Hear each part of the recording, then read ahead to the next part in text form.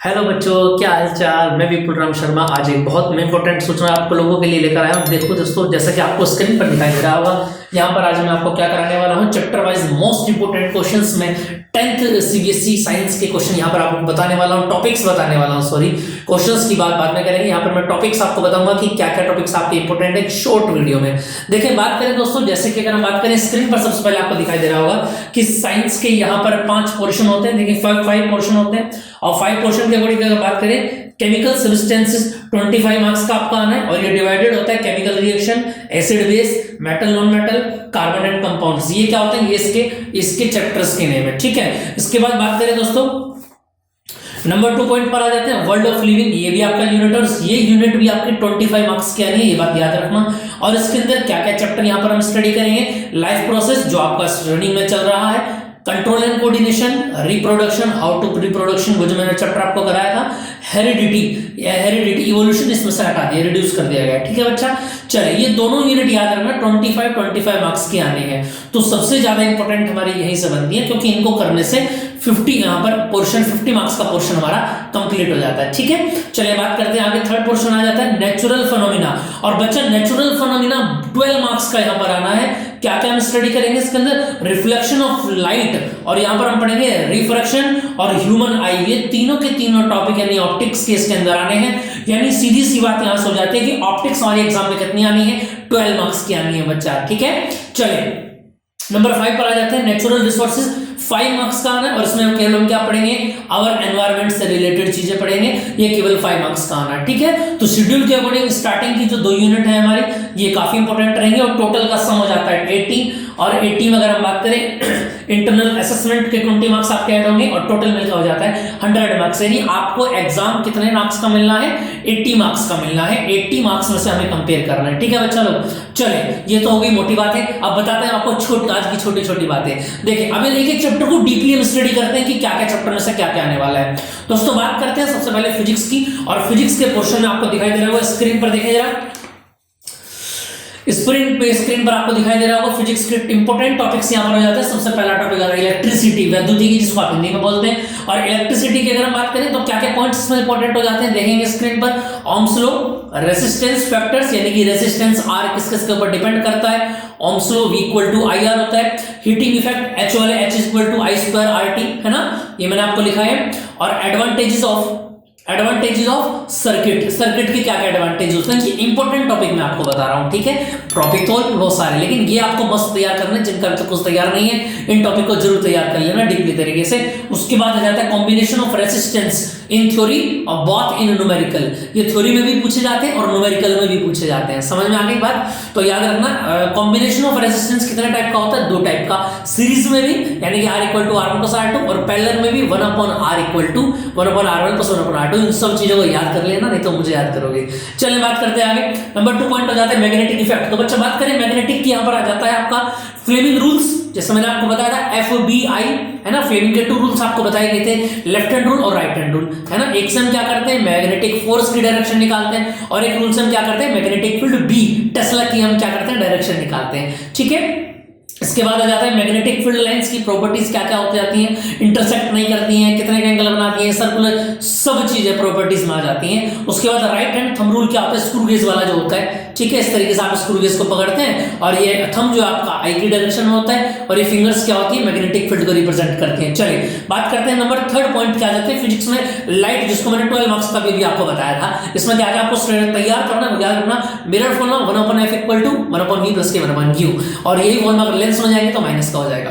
बात करते हैं उसके बाद साइन कन्वेक्शन, यानी साइन कन्वेक्शन क्या होता है, इंसिडेंट रे के साथ साथ अगर आप चलेंगे तो क्या हो जाएगी, इंसिडेंट रे के साथ साथ अगर डायरेक्शन में आप चलेंगे तो पॉजिटिव लेंथ लेंगे, डिस्टेंस जो कि पॉजिटिव ली जाएगी। अगर आप उसके अपोजिट चलते हैं, यानी पोल से उल्टे चल करके आ रहे हैं, तो डायरेक्शन आपकी कैसी हो जाएगी, नेगेटिव हो जाएगी। क्लियर है। चलो अब बात करते हैं आगे, नेक्स्ट आ जाता है दोस्तों इसमें स्नेल्स लॉ, ठीक है, ये भी मैंने आपको बता रखा है। उसके बाद इमेज फॉर्मेशन आ जाता है। इमेज फॉर्मेशन कहां पर आपको ऑब्जेक्ट रखना है, कहां पर आपको इमेज मिलेगी, फोकस पर, बियॉन्ड फोकस, आफ्टर फोकस, सारी चीजें यहां पर पढ़ेंगे। उसके बाद आ जाता है नंबर 4 पॉइंट आ जाता है, चैप्टर आपका स्टार्ट हो जाता है फिजिक्स में ह्यूमन आई, और इसमें आ जाता है क्या, डिफेक्ट आ जाते हैं और डिफेक्ट के साथ साथ में क्या आता है, इसके रिसोल्यूशंस जो जो होते हैं, यानी इन डिफेक्ट्स को दूर करने, मायोपिया, हाइपरमेट्रोपिया को इनके करेक्शन क्या होते हैं, डिफेक्ट और इनके करेक्शन क्या होते हैं। उसके बाद विजन के एटमॉस्फेरिक रिफ्लेक्शन क्या होता है, ये इंपॉर्टेंट है काफी, इसको टिक कर लेना अच्छे से। आप फॉर्मेशन ऑफ रेनबो, और रेनबो कैसे कैसे बनता है, क्या क्या इसके पीछे थ्योरी है, सब कुछ इसके अंदर आने वाला है। बात करते हैं लास्ट पॉइंट की इसमें, आवर एनवायरनमेंट,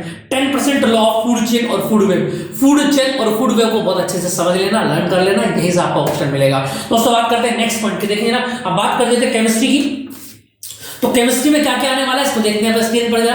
देखिए यार, सबसे पहले केमिकल, अगर हम केमिस्ट्री की बात करें तो केमिकल रिएक्शंस इसमें सबसे पहले आपके सामने आया है, और इसमें बताया गया क्या कि टाइप्स ऑफ केमिकल रिएक्शंस की क्या क्या टाइप्स होती हैं, ये इसमें आपको यहां पर क्लियर करना है। ऑक्सीडेशन रिडक्शन काफी इंपॉर्टेंट है, कोरोजन, जंग लग जाता है लोहे के ऊपर, ये भी काफी इंपॉर्टेंट है, कैसे कैसे आप उसको सेव कर सकते हैं, ठीक है। बात करते हैं सेकंड पॉइंट की, एसिड और बेसिस क्या होते हैं, रिएक्शन ऑफ एसिड बेस की क्या क्या रिएक्शंस होती हैं, काफी इंपॉर्टेंट टॉपिक है। पीएच वैल्यूज कैसे आप फाइंड करेंगे, ये भी काफी value, pH equal to minus के log H plus big bracket है ना, ये फंडा वहां पर होता था। बात करते हैं आगे, formation of NaOH, sodium hydroxide का फॉर्मेशन क्या क्या होता है, ये काफी इंपॉर्टेंट टॉपिक यहां पर है, ठीक है। बात करते हैं बाकी तो इसमें एलम वगैरह भी आ जाता है, ठीक है, लेकिन सोडियम हाइड्रोक्साइड थोड़ा मेरे हिसाब से काफी इंपॉर्टेंट है ना। बाकी आप अपने हिसाब से चीजें तैयार करेंगे, मैं मोटी मोटी बातें आपको बता रहा हूं एग्जाम के पर्पज से। बात करते हैं next, metal and non metal, इसमें से क्या क्या इंपॉर्टेंट है, chemical properties of metal. Non metal की तो कुछ खास होती नहीं है, तो मेटल की ही केमिकल प्रॉपर्टीज जो है वो हमारे सिलेबस में काफी इंपॉर्टेंट है बच्चा। तो बात करते हैं आगे, रिएक्टिविटी सीरीज क्या होती है, सीरीज को बहुत अच्छे से तैयार कर लेना, यहां से क्वेश्चन आना ही आना है, ये बात कंफर्म है, ठीक है, अंगूठा लगा लेना। चलो जी, बात करते हैं आगे number 4, carbon and compounds. IPSC top most question है, यहां से क्वेश्चन आते ही आते हैं एग्जाम में। प्रॉपर्टीज ऑफ कार्बन की क्या क्या प्रॉपर्टीज होती है, इसके साथ साथ कार्बन के जो कंपाउंड्स होते हैं, जैसे स्पेशल दो कंपाउंड हमने यहाँ पर पढ़े हैं, ठीक है, एक तो हमने डायमंड पढ़ा है और एक हमने ग्रेफाइट पढ़ा है, तो दोनों की प्रॉपर्टीज काफी इंपॉर्टेंट है। उसके बाद ग्रुप्स की बात कर लेते हैं, एल्केन, एल्कीन, एल्काइन, ये 3 ग्रुप्स होते हैं, CnH2n+2, CnH2n, CnH2n-2, स्वाहा, ठीक है, ये 3 काफी इंपॉर्टेंट है। इसके साथ में एक स्पेशल भी आपको मिल जाता है, जिसको मिथाइल ग्रुप बोलते हैं, एल्काइल बोलते हैं, CH3।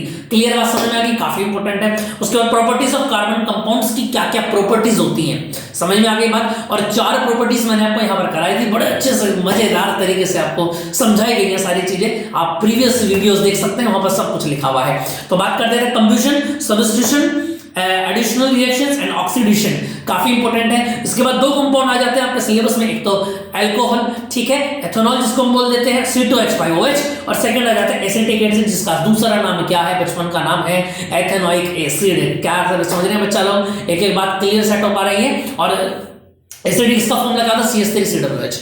चलिए बात करते हैं, केमिस्ट्री यहां से कंप्लीट हो गया है, समझ में आ गया। इसके बाद आता है बायोलॉजी की बात करते हैं। तो बायोलॉजी में क्या क्या इंपॉर्टेंट है आपके सिलेबस के लिए, देखिए बात करते हैं। सबसे पहले 4 चैप्टर्स के अंदर आने हैं, जो हमारे सिलेबस में रिड्यूस करने के बाद मैं आपको बता रहा हूं। बात करते हैं पहले चैप्टर की, लाइफ प्रोसेस, जो आपका रनिंग में चल रहा है। फोटोसिंथेसिस टॉप मोस्ट का क्वेश्चन यहां से बनता है, याद रखना, जितना भी मैंने कराया है सब कुछ इसके अंदर इंपॉर्टेंट है।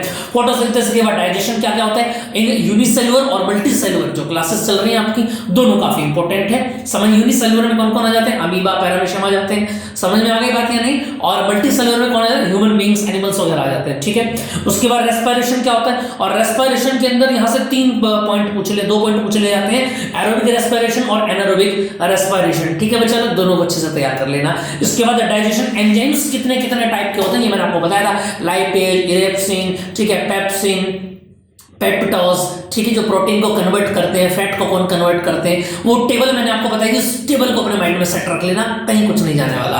बात करते हैं आगे बच्चा लोग। उसके बाद डायग्राम ऑफ, क्या क्या डायग्राम इंपॉर्टेंट है हमारे सिलेबस के लिए, तो हार्ट का डायग्राम और इसका वर्क फंक्शन काफी इंपॉर्टेंट है। इसके बाद बात करते हैं बच्चा लोग, किडनी का जो फंक्शन है वो काफी इंपॉर्टेंट है सिलेबस के अकॉर्डिंग, जो मैं आपको बता रहा हूं। ये जो सिनेरियो मैंने बनाया है, ये लास्ट ईयर के 5 इयर्स के एग्जाम्स के पूरा सिनेरियो स्टडी करने के बाद बच्चा लोग मैं इसको बहुत अच्छे से बनाया है, इसका आपको पीडीएफ भी मिल जाएगा, वहां भी आप इसको आप देख सकते हैं। बात करते हैं आगे बच्चा लोग, control and coordination, chapter number 2 यहां पर आ जाता है, और यहां पर हम बहुत अच्छी अच्छी चीजें पढ़ने वाले हैं, जिनमें से हमको मोस्ट इंपोर्टेंट क्या है मैं आपको बता देता हूं। Reflection action, structure of neuron, brain structure, brain का स्ट्रक्चर काफी इंपॉर्टेंट है, और उसका वर्किंग में 3 पार्शन में डिवाइड होता है, ठीक है, सेंटर में, आगे और पीछे तीनों को अच्छे से तैयार कर लेंगे।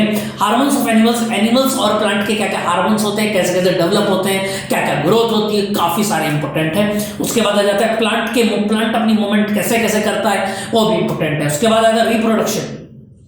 रिप्रोडक्शन में क्या क्या बताया गया, रिप्रोडक्टिव सिस्टम ऑफ ह्यूमन का रिप्रोडक्टिव सिस्टम क्या होता है, फर्टिलाइजेशन क्या होता है, प्रोसेस ऑफ प्लांट में रिप्रोडक्शन का फंक्शन क्या होता है, ये भी काफी इंपॉर्टेंट है। बात करते हैं लास्ट टॉपिक के अंतिम चरण पर चलते हुए हेरिडिटी पर आकर रुकते हैं। इवोल्यूशन आपका रिड्यूस हो चुका है, वो सिलेबस में नहीं आना है, तो हेरिडिटी है, और हेरिडिटी का नाम आते एक नाम सामने आ जाता है मेंडल। और मेंडल के 3 लॉ मैंने आपको बताया, तीनों लॉ काफी इंपॉर्टेंट है। लॉ ऑफ डोमिनेंस स्क्रीन पर आप देख रहे होंगे, लॉ ऑफ सेग्रेगेशन, ठीक है, और उसके बाद बात आती है लॉ ऑफ इंडिपेंडेंट, तीनों काफी इंपॉर्टेंट है। उससे पहले की अगर बात करें monohybrid reasons for taking P plant, P मटर का पौधा क्यों लिया गया, है ना, इसके क्या क्या रीजंस थे, बहुत बढ़िया सवाल है, एग्जाम में पूछ लिया जाता है। तुम्हारी किस्मत बढ़िया है तो तुमसे भी पूछ लिया जाएगा, तैयार रहना।